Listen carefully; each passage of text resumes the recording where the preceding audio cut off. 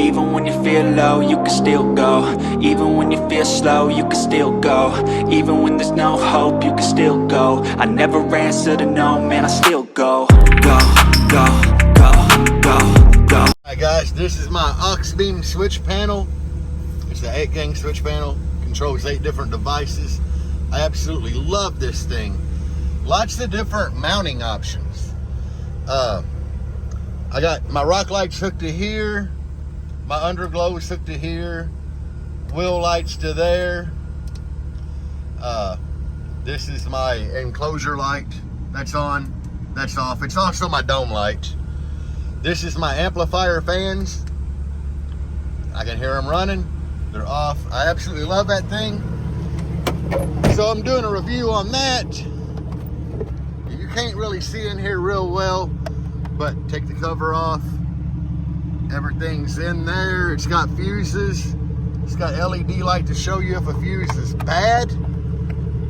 I absolutely love that because this one little cable runs from that switch panel to that. And I got that powered off of these. They come straight off my battery in the back.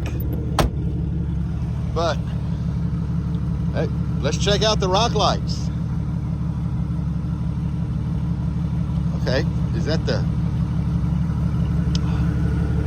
Well, apparently, I grabbed the wrong remote. I should have the right remote. There we go, we're at red now. Green, purple, yellow color, I don't know, peach, a brighter yellow.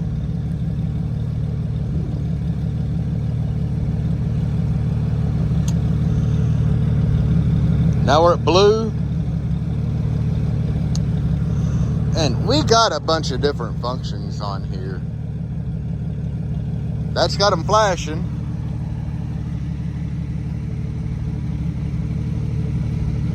Now they're just doing some kind of randomness. But we'll walk around so you can get a view of them. And that is just the rock lights. They are super bright in there. I mean, they're lighting up underneath the Jeep really well.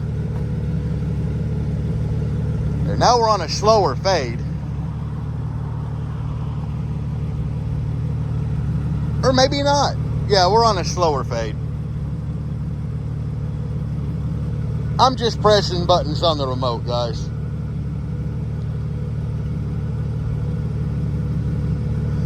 Like the remote has a brightness setting and a dimmer setting. I try to keep them on bright. But you can see how it's fading in and out.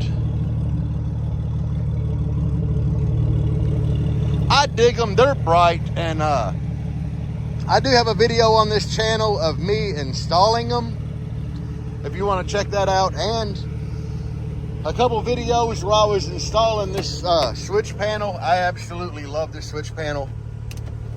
And I do car audio for those of you watching this video because, you know, it's the Auxbeam rock lights and switch panel review. I do car audio, as you can kind of tell in here. And that switch panel, I love it. You know, I don't even have a light bar, and I actually cut the brackets off of my front bumper where I had like a little light bar up here. I cut all that crap off because I don't need it. You know, I got good LED headlights, and you know, it ain't like I take this thing off-road with all the stereo equipment in it. But I do love the rock lights, and I love that switch panel. I can't give enough praise about the switch panel. I've read about the rock lights, and some people said there wasn't enough cable, which that happens with every brand. That there's just not enough cord on the lights, you know, to go to the RGB controller. With everything in the kit, I actually made it work without having to splice anything, which to me is kind of a big deal that I did pull it off. I liked it. But every review I've seen on rock lights, they say that there's just not enough cable there. And with the Auxbeam ones, I did get it to work. They seemed like they were good quality.